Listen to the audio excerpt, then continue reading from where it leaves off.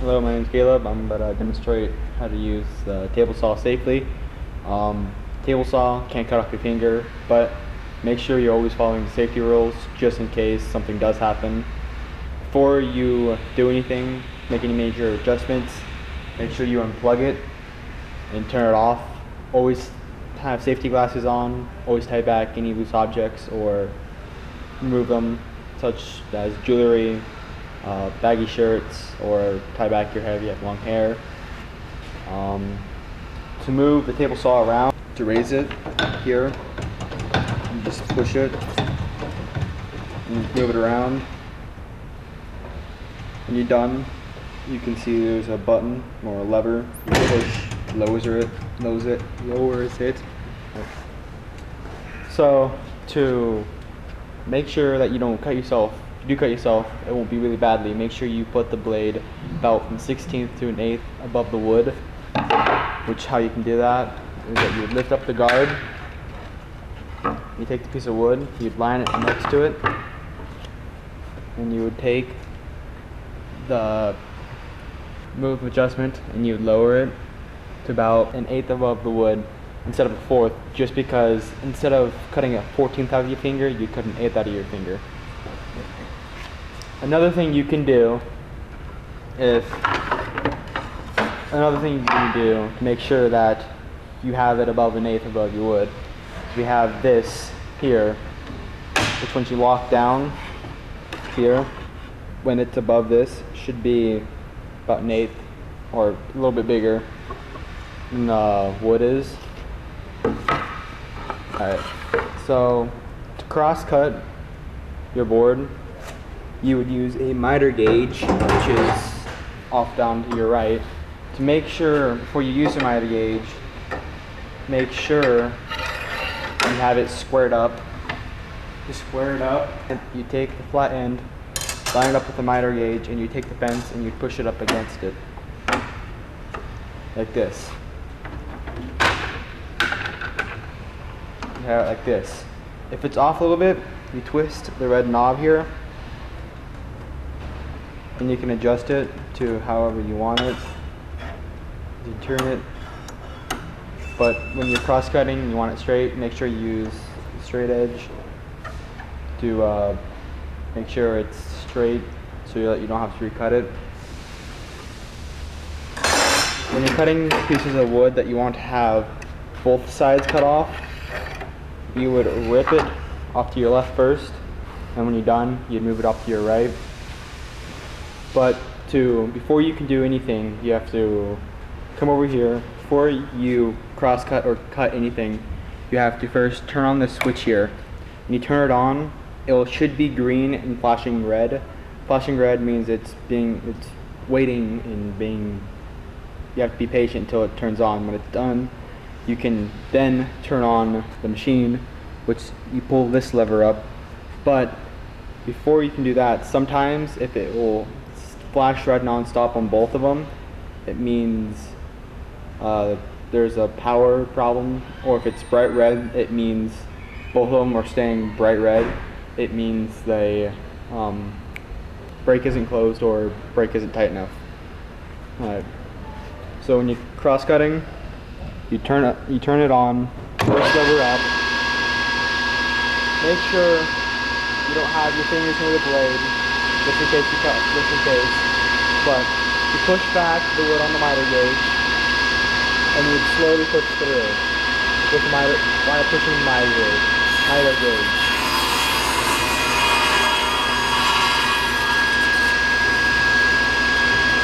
When you're done cutting your piece of wood, make sure you push the wood and the miter gauge past the blade and the knives so that it doesn't get kicked back. When you're done, turn off the machine, and when the blade has stopped, take your scrap wood and throw it away. When you throw it away, you can grab your miter gauge, pull it back. When you are cross-threading the other way against with the fence, make sure you have your tape measure. Don't use this all the time. Make sure you use your tape measure mostly. But to place it up against the fence and measure from the fence to the blade how far you want it. When you do that, you just cross cut again, but use the fence also instead of just the miter gauge so that you get a more clean cut. Make sure that you have the guard closed. Never cut without the guard on. So the reason why you would use a miter gauge on the side of the fence is so that when you are cutting it, just in case it does use kickback, you have the miter gauge and you can control the wood and so it doesn't kick back and hit you. So you can either cross cut like this where you have just the fence and the miter gauge, or you can use an auxiliary. So to use this, you'd get a piece of wood, a piece of scrap wood, about three quarters of an inch thickness. You would place it against the fence and you'd use a clamp, screw clamp, to use it. To use it, you just tighten it decently tight so that it can't fall off on the back side. You'd use this so that when you're cross cutting, you can't really wobble it against the fence and it can kick back. And so when you do this, make sure you add 3/4 to whatever you want the length to be, because you have a 3/4 piece of wood here. The reason why you do this is so that you'd have a clearance here when you reach the blade.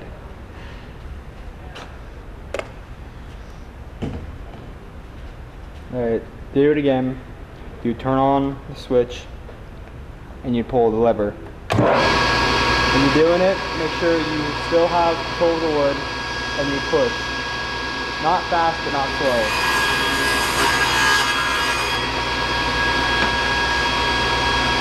When you're done, push past the guard and the blade. Wait till it turns off fully. When you're done, you can raise up the guard.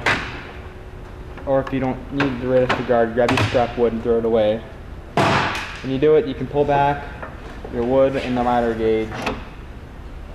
So, there.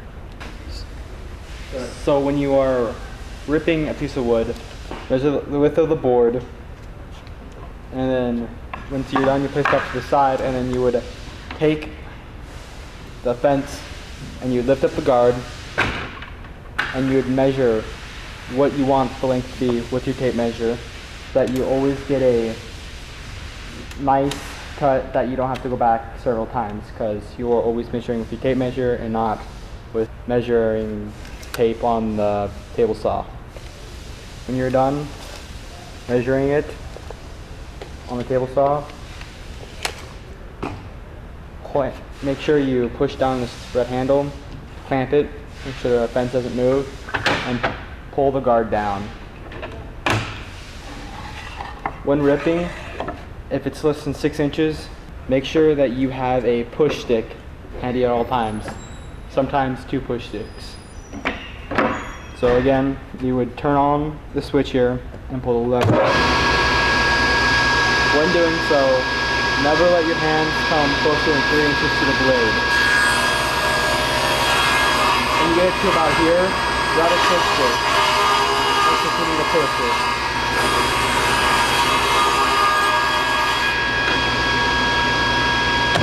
When you're ripping a long board, make sure you have someone behind there to catch it, so that it's not catching on the guard and pulling it off. When the table saw has stopped, you can pick up your wood and remove the scrap wood. When you are making a tilted cut or a bevel cut, you come over here to this lever, which you can turn. But when you're doing it, make sure you don't have this all the way screwed in. Have it not tight or anything. To make a bevel cut, you would turn the blade. This is a left tilt table saw, so it tilts to the left. So you gotta count for those. Count for that. There is a gauge you can determine the degree of the tilt at, but most of the time you want to use speed square or stuffing triangle to determine angle. So you'd grab something that you want the angle to be, triangle of some sort, and you'd measure it. When you're done measuring it, so to make it at a 30 degree, you turn this decent amount. You would get this to about 30 degrees, which is down here, and you would take your triangle and you would measure it yourself, which this is at 30 degrees. So this is a brand new saw, and all the gauges work great, so most of the time you won't have to use it. Again, lower the guard. Make sure you don't cut yourself on it. Again, make sure you use your tape measure and not tape measure on the table saw, just because you are using your tape measure all the time. On the table saw, you're not.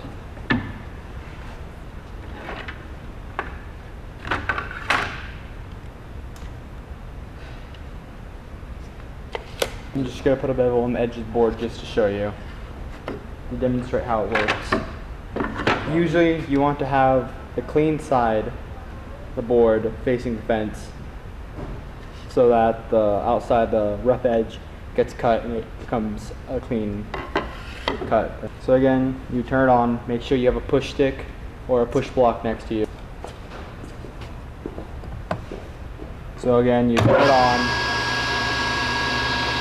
you push block, push this, same time, push all the way through. When done, push back far enough, have someone tail off for you. Once the blade is stopped, remove the scrap wood.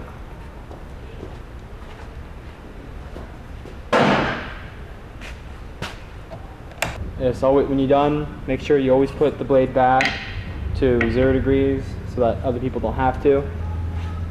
So when you have a big board, make sure you have someone to tail it off for you to help you out, because it's safer and the blade doesn't get torn off.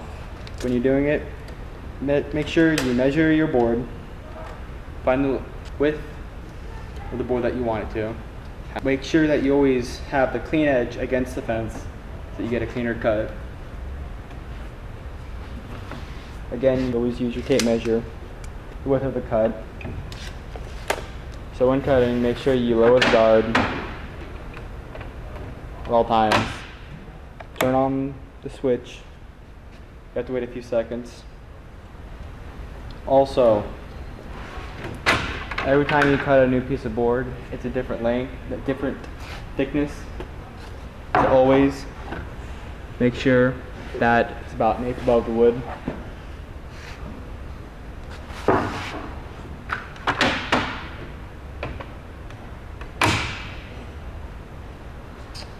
So when cutting a long piece of wood, you want to have a buddy or someone you know help you tail off with the board.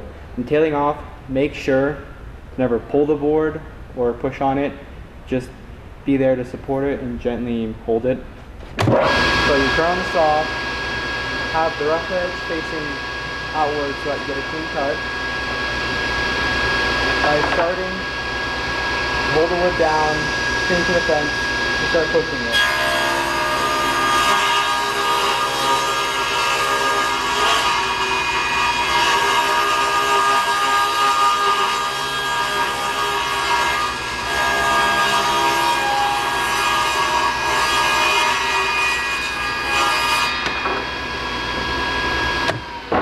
Done, have them grab the board, put it off to the side.